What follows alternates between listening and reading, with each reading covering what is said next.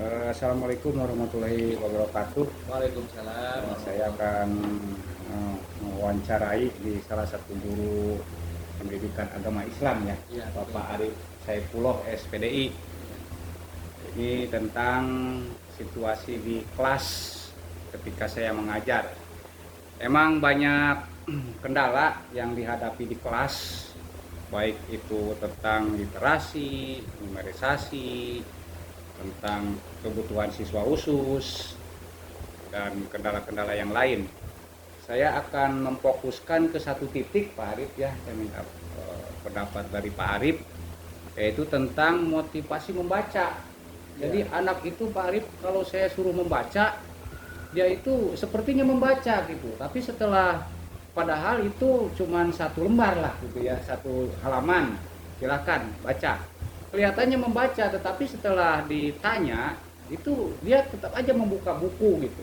Jadi tidak ada ide untuk mengemukakan pendapat tersebut dari buku tersebut. Barangkali Pak Arif ada pengalaman dari siswanya dulu ini, Pak Arif. Gitu. Apa yang jadi kendala siswa itu tidak bisa atau tidak mau membaca gitu. Malas membaca lah gitu. Terima kasih. Untuk literasi, budaya literasi ini kalau menurut saya dari siswa banyak sekali faktornya. Di antara lain mungkin untuk di sekolah sendiri yang pertama kita harus banyak pamflet. Ya, harus banyak pamflet iklan, misalnya membuat spanduk. Di Gitu sana ya. ada kalimat-kalimat motivasi, Pak. Kalimat motivasi Spanduk gitu ya. untuk anak itu selalu ingin membaca lah. Ya. Misalnya di ruang kelas ada kalimat, di gedung sekolah juga sama. Misalnya ya.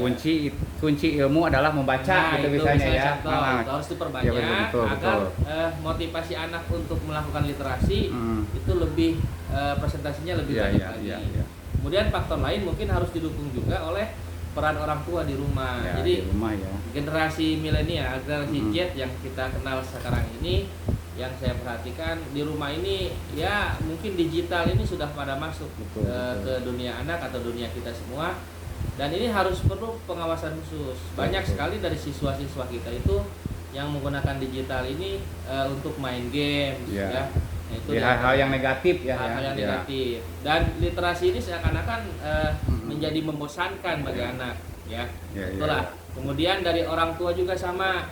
Jadi anak kadang jam mainnya itu tidak teratur, pulang malam, kemudian waktu istirahat juga dipakai main dan lain sebagainya. Dan orang tua tidak menegur, biasanya malam. Orang tua juga sama tidak menegur anak tersebut. Jadi kalah sama ayam ya.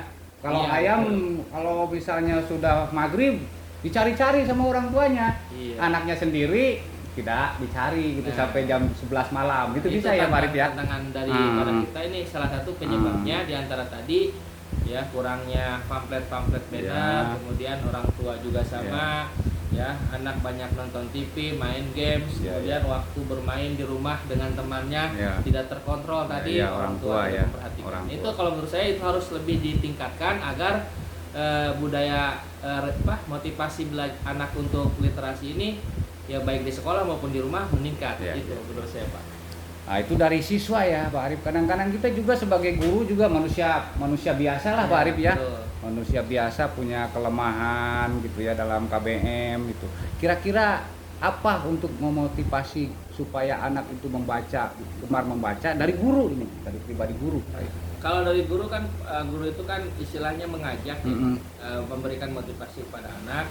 Yang perlu dilakukan adalah ya strategi yang harus dimiliki oleh guru. Strategi KBM itu ya? Iya, betul. Jadi ketika belajar ya misalnya untuk literasi ini nggak harus di kelas sebenarnya. Ya, bisa di luar kelas, di bawah pepohonan yang rindang.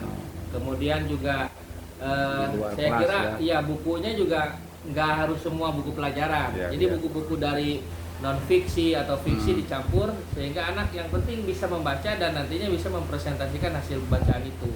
Kemudian alternatif lain harus banyaknya pelatihan daripada guru sendiri ya untuk memahami psikologis anak agar strategi ini ya lebih mengasihkan lah bagi anak. Itu harus dibuat sedemikian rupa dan masuk di jam kegiatan belajar mengajar juga. Iya. Jadi sebelum memulai pelajaran harus ada budaya literasi sekitar lah 15 menit atau 20 menit. Iya. Ya, nah itu juga sama.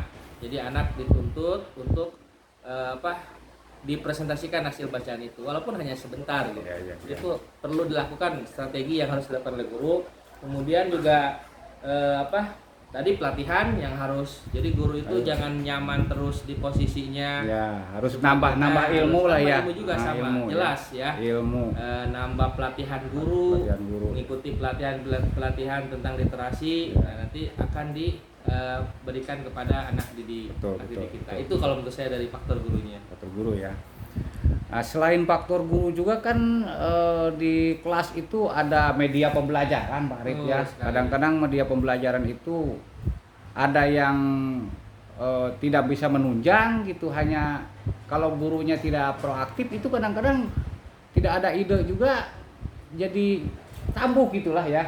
Kalau bilang bahasa Sunda itu.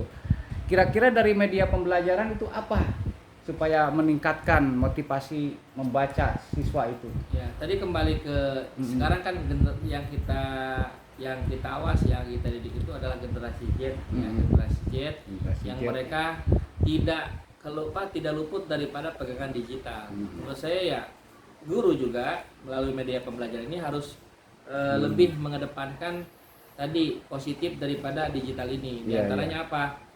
Ya walaupun misalnya bawa HP ke sekolah, smartphone bisa digunakan juga kan di sana banyak aplikasi-aplikasi yang menunjang kita untuk bisa membaca dunia luar, membaca ilmu pengetahuan yang lain dan lain sebagainya. Kemudian dari media pembelajaran ini juga ya ketika kegiatan belajar mengajar tidak fokus ke buku bacaan saja. Ya, bisa ditampilkan misalnya PowerPoint ya. Fokus ya. Menggunakan infokus. Kemudian juga visual, audio visual. Nah, ini harus dikembangkan ketika proses kegiatan belajar mengajar. Ini saya yakin ketika media ini dipenuhi ya di sekolah, kemudian di kelas juga sudah istilahnya diganti dari kurikulum yang dulu dengan Merdeka saat ini ya, yang kita kenal Merdeka ini. Jadi membebaskan siswa untuk menumbuhkan literasi mereka, dan medianya ini ada gitu. Kita siapkan semenarik mungkin. Ya bisa kita bikin video-video animasi, kemudian dari YouTube juga bisa diambil ya, agar anak ya kalau belajar itu tidak terlalu tertekan lah di kelas itu, menarik gitu. Cuma masalahnya itu kan di kita infokus itu masih kurang, Pak Arif ya. Nah itu jadi harus ada perhatian juga. Berarti itu dari sekolah ya, dari yayasan ya. Mungkin dari sekolah juga. Dari atas juga sama, dari pemerintah juga harus ada dari pemerintah ya khusus lah untuk media ini ya, karena tuntutan zaman kita sekarang itu betul. Ya. Nah itu dari media pembelajaran ya yang begitu sangat penting sekali. Sekarang dari sumber belajar, Arif ya.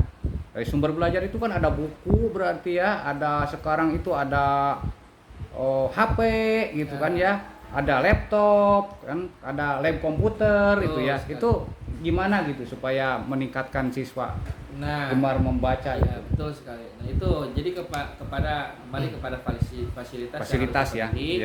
Kalau dasarnya itu sekolah harus punya internet wifi yang bagus, jaringan internet yang bagus. Kemudian samping tadi yang sudah saya jelaskan tentang infokus dan lain sebagainya.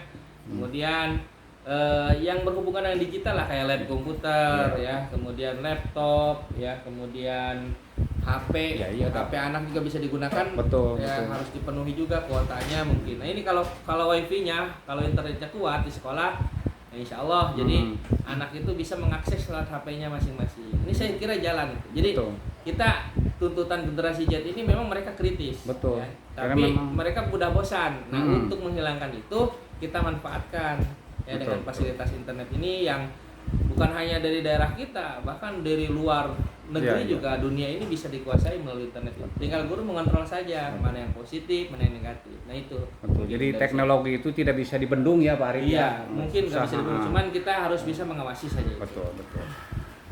Itu dari sumber belajar ya Pak Arif ya. Kemudian dari kebijakan pendidikan ini, ada nggak kira-kira yang mempengaruhi supaya anak itu bisa gemar membaca lah gitu? Nah, dari kebijakan pendidikan terutama dari yayasan atau dari pemerintah itu bagaimana kira-kira? Dari pemerintah, kalau menurut saya Pertama dari perpustakaan dulu. Kalau Ya, perpustakaan perpustakaan memang ya. kita sudah punya perpustakaan. Nah, ini harus ada alokasi khusus untuk membuat perpustakaan itu di setiap sekolah nyaman. Ya, nyaman dalam artian anak itu ke perpus itu istilahnya seperti main lah. Iya, iya, Jadi iya. mereka bisa di sana banyak membaca literasi dan lain sebagainya. Nah, itu saya kira harus ada alokasi khusus dari pemerintah untuk memang betul-betul membuat perpustakaan ini menarik, Betul. menarik untuk dikunjungi, ya. Jadi ada gedung khusus lah Ada perpustakaan gedung gitu khusus ya. yang nyaman, yang Nyaman. mungkin anak juga bisa belajar dan bermain di sana. Nah, kemudian juga kalau bisa ya literasi tadi bukan hanya sebatas rencana daripada guru di KPM, jadi Iya. bisa juga ini wajib, program wajib yang dimasukkan ke kurikulum, ya minimal misalnya 1 jam pelajaran di setiap harinya. Ya, ya. Ini saya kira juga dukungan dari pemerintah bisa bisa meningkatkan Ya. literasi daripada anak Ya. didik kita. Kalau Ya. kita kan di yayasan nih, nah kalau yayasan juga sama harus lebih memperhatikan Ya, lah ada kebijakan kebijakan-kebijakan lunak lah ya dari betul, yayasan ya. kebijakan-kebijakan yang memadai, yang memfasilitasi anak maupun guru untuk lebih meningkatkan lagi literasinya. Itu saya kira. Atau misalnya bisa aja ya pemerintah itu membuat suatu kurikulum 1 jam khusus untuk Ya. di perpustakaan Iya, misalnya. betul, dimasukkan ke dalam kurikulum. Dimasukkan ke dalam kurikulum itu Betul sekali. perpustakaan itu. Jadi supaya anak itu gemar membaca. Itu bisa aja ya. Saya kira itu mungkin untuk Iya. revisi kurikulum Iya. yang mungkin literasi ini bisa dimasukkan ke jam jamnya aktif. Ini barangkali yang terakhir nih Pak Arif ya, supaya kita tujuan pembelajaran itu tercapai dengan sempurna ya. Dari metodologi pembelajaran ini ya. Jadi cara melakukan aktivitas antara guru dan siswa itu ketika berinteraksi itu bagaimana supaya bisa meningkatkan motivasi anak membaca itu. Ya. Jadi begini, sekarang ini kan kita hanya ya bukan mayoritas ya dari kita belajar itu anak istilahnya hanya sebatas bisa membaca kalau misalnya berhasil literasi saja. Ya, Tapi mereka belum bisa berani untuk mengungkapkan, mempresentasikan hasil daripada itu. Saya kira metodologi yang cocok ya banyak sih, diantaranya ya PBL tuh bisa dimasukkan ya, kemudian nyari masalah dari apa yang mereka baca, kemudian dipecahkan secara sama-sama. Kira untuk masalah presentasi, mereka itu ya kita semua nih nyatanya di dunia digital itu kan kalau di komentar-komentar itu suka pada bagus. Nah, ini betul, harusnya betul. bisa diungkapkan gitu, harus diungkapkan oleh siswa. Walaupun misalnya tadi itu baru 1 paragraf atau 2 paragraf baca, jadi apa yang dia baca bisa berani untuk dipresentasikan di depan kelas. Nah, ini harus lebih dilakukan lagi di setiap jam mata pelajaran apapun sebenarnya, bukan hanya PAI. Jadi di matematik juga bisa, di sejarah juga bisa, di mata pelajaran yang lain juga bisa. Iya, iya. Bisa aja mungkin kan sekarang banyak youtuber kayak begitu ya. Nah, itu bisa dijadikan motivasi buat mereka ya. Itu barangkali ya. Ya, terima kasih Pak Arif. Dari ke-6 motivasi itu, mudah-mudahan bisa menjadikan contoh atau gambaran dari yang lain. Itu barangkali Bapak Ibu wawancara saya dengan Pak Arif Saipullah SPDI, guru PAI di SMK ITN Nurul Ilmi. Terima kasih Pak Arif ya, atas waktunya. Mudah-mudahan kita bisa ngabaso bareng. Ya, sukses terus untuk kita semua. Ya, assalamualaikum warahmatullahi wabarakatuh. Waalaikumsalam.